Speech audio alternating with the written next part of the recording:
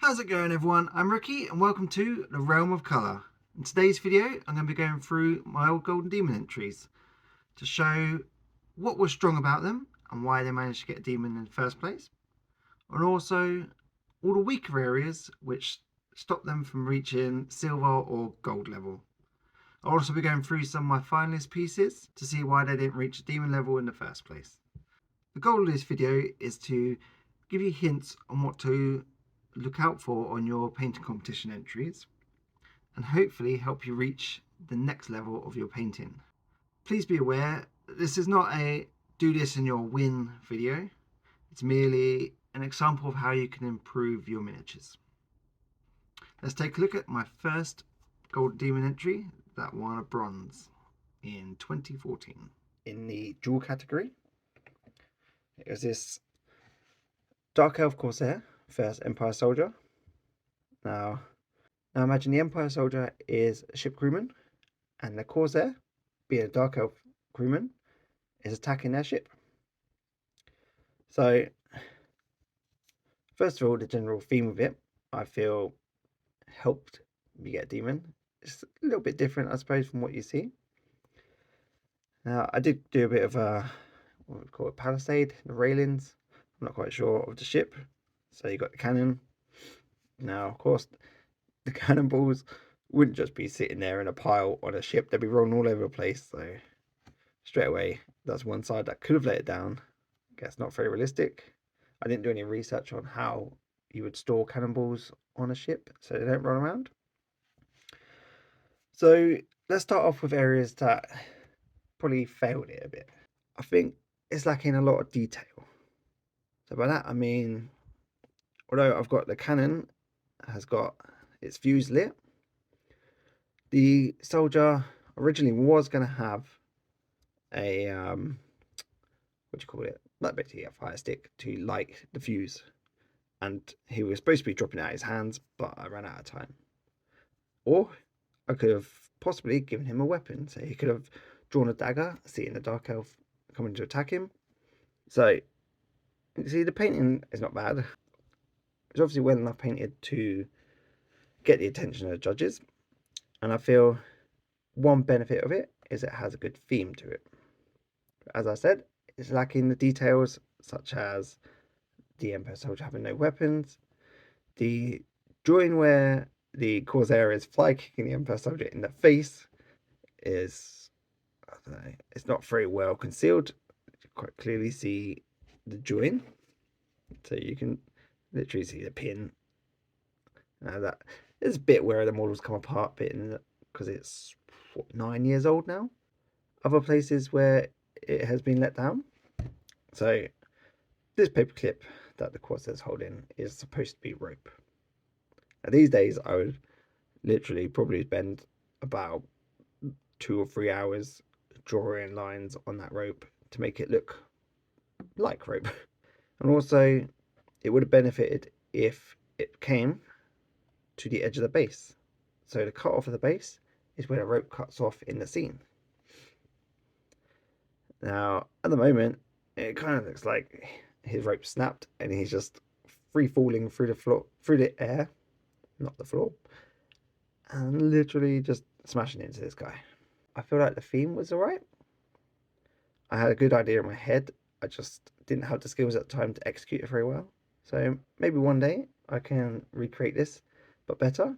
Maybe I can recreate it in more of a scene, so there's more of them. So more Empire Soldiers, more Dark Elf Corsairs, and it's a bit more of a battle scene on the edge of a ship. Another way I could have improved, instead of just having a flat base of the deck of the ship, maybe I could have had it raised a bit more.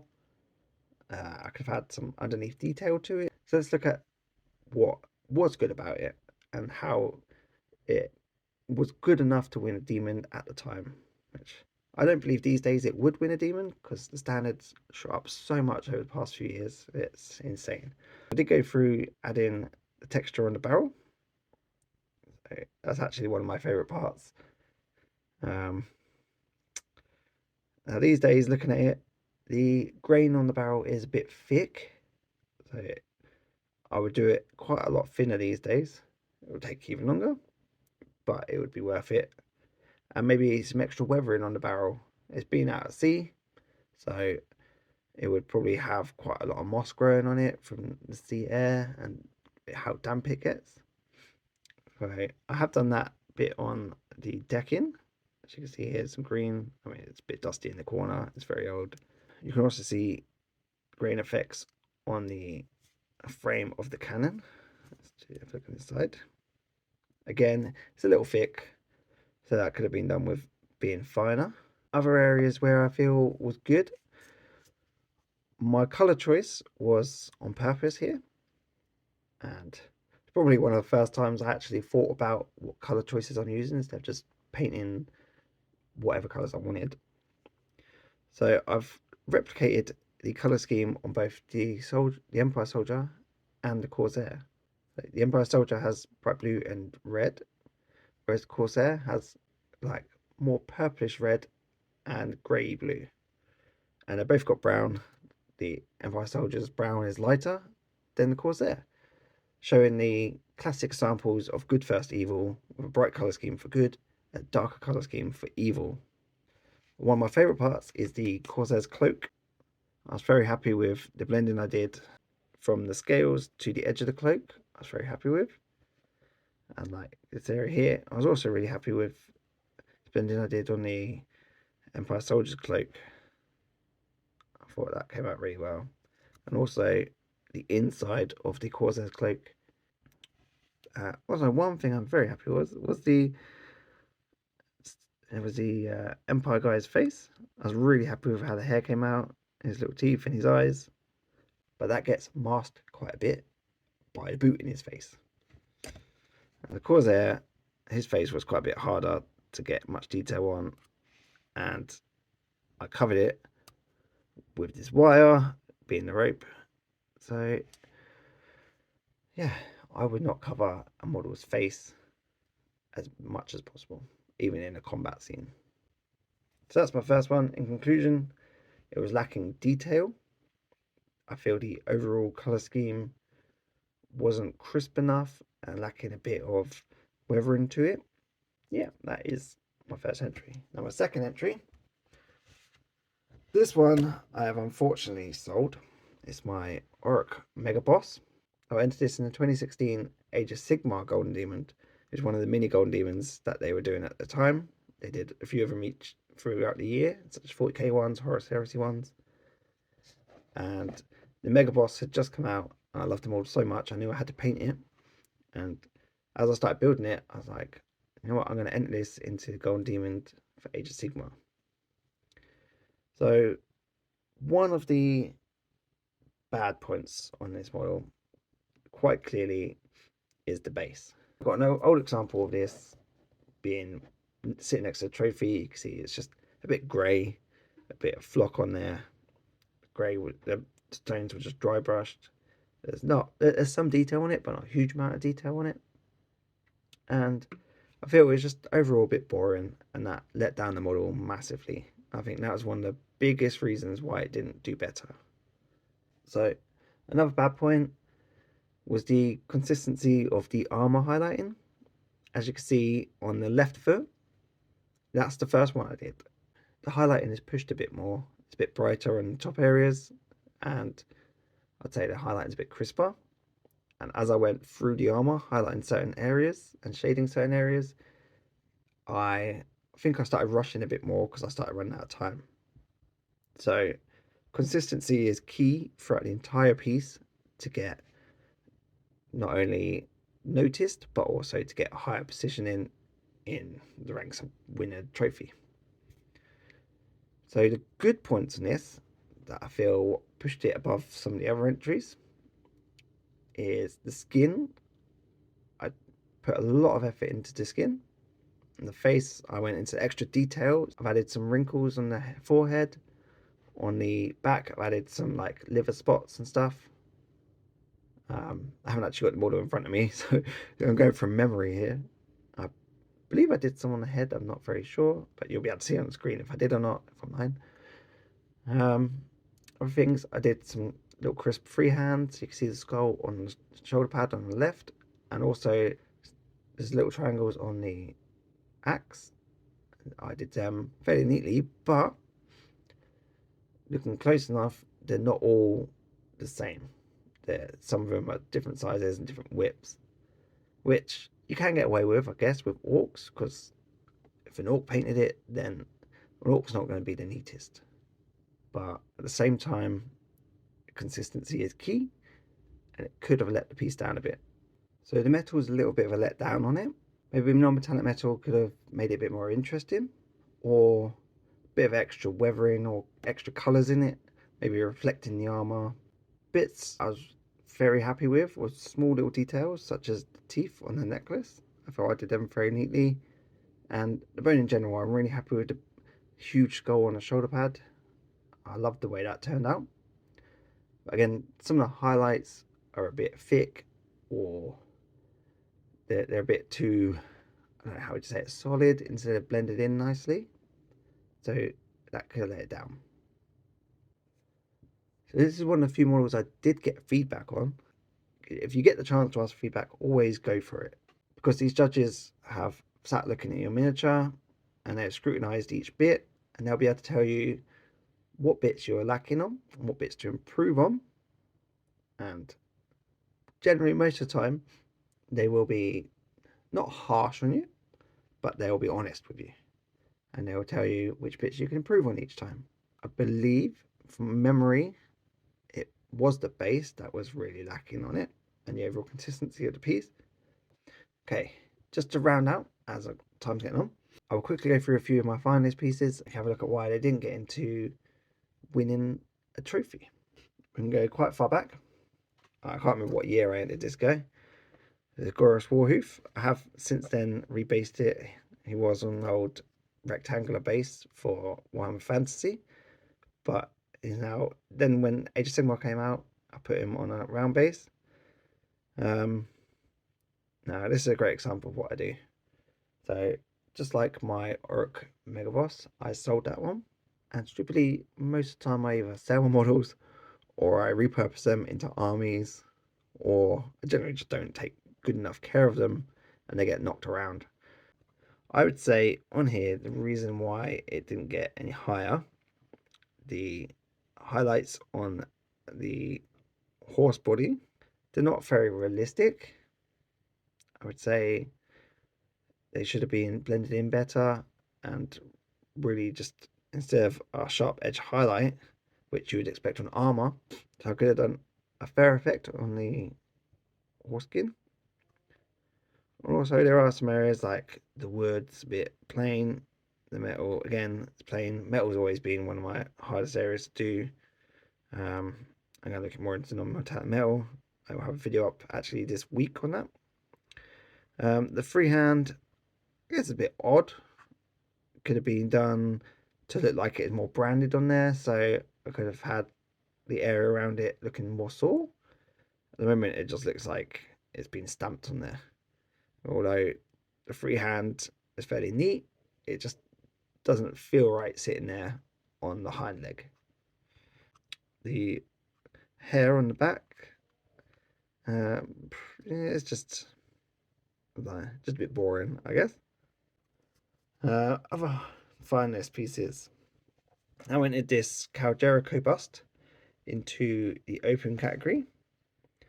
Now, of course, this is one of the hardest categories to win because anyone can enter it, including Games Workshop staff, including the Heavy Metal team, and all like the designers and stuff. So it's extremely hard to win in. I did get in the final, which I'm extremely happy with. I love the way I painted the green. I think the green is very strong on here. Possibly a bit too sharp edge highlight though. Like these days, I would have blended that in a bit better. The leather shoulder pads are a bit boring. I have done some cracks on them, but I wouldn't say it's the most realistic looking leather. I feel like the skin was strong, but in the hair, you can even see just like a blob of brown there. That's just a scratch where it's fairly old now. But with hair, it would be lighter on the top and it'd be obviously darker down here in the shadows. You'd have a bit of light here. It'd be darker down here where it's running down his back. But mine is just a bit flat, same colour all over. So yeah, I feel that's where it let down a bit. Another finest piece was this little golem. The water effect on the base did look a lot better than this, but as time's gone on, the water effect has shrunk. So if you guys have any way that that kind of problem can be avoided, then let me know. This was actually just a one pour resin. I guess if you have a 2-part mix, it might hold out better over the years. To be honest, I'm fairly happy with the paint job on this. I was really happy with how the skin turned out and the eyes, and I really loved the way I did the fish. I think just in general, it wasn't as interesting as some of the other entries. Around that time, a lot of people were doing nice swirly patterns on cloaks and generally more interesting models than just Golem. So the final piece that got in the finals for me was this Khorne Slaughter Priest. Now, for this one, once again, the base let me down. It's a very uninteresting base. It's pretty much just kind of quite a standard gaming base, maybe a little bit better than a standard gaming base, but that's about it. I could have added a lot more interest to it. Once again, the metal is lacking anything interesting, so it's all kind of just flat metal across the whole thing. Now here, I should have been lighter on the top, darker underneath. I think the Khorne symbol on the midriff came out really well, but the skin, although I was happy with it at the time, looking at it now, it could have been a lot better. So it could have been a lot lighter on the top, darker underneath on the muscles, just to give the muscles quite a lot more definition and actually have a light source added onto it. So at the moment, the miniature has just an overall light source. It's coming from all over. Where, other than actually on this bit of armor, you can see where the armor is lighter on the top, and if it focuses, it's a bit darker underneath. So you can see it goes from dark to light here. Now, the armor is probably one of the best bits on it. If I could have done that consistency across the whole miniature, that would have been great. And also the red tabard. Would you call it a tabard? I think so. It's a bit flat, a bit boring. These days, you would stipple some texture onto it to make it a lot more interesting. And maybe I could have added a bit of freehand to it, or even some tattoos on the skin would have added that extra level as well. I feel that's why this one didn't get any further than the finalist. So to conclude on how I think your miniature can get pushed up higher in the ranks in the competition, be paint as neat as you possibly can. I know that sounds obvious, but sometimes you might just rush an area just to get it done, whereas you want to be as neat as you possibly can on every single area of the model, whether it's a small little detail or the main part of armor, the skin, the face, and especially the base. Don't be like me, make the base look interesting. There are a few things to think about when entering. If you are entering this weekend or in future competitions, then I wish you all the best. I hope this video has had some good advice, and I hope to see you in future videos. I have some more painting videos coming up. I've got a non-metallic metal gold one coming up this week as well, if I get it done on time. If not, it'll be next week. And also have that review of Tommy Soul's The Art of book, and I'll have a lot more painting videos lined up in the future, so please keep your eye out on them. Thank you very, very much for watching. If you have enjoyed it, then please subscribe to my channel so you don't miss out on future videos, and drop a like. It really helps with the algorithm so more people can find it. If you found it helpful, then please share it with your friends, and maybe they'll find it helpful too. So thank you everyone. I'll see you all next time. Goodbye.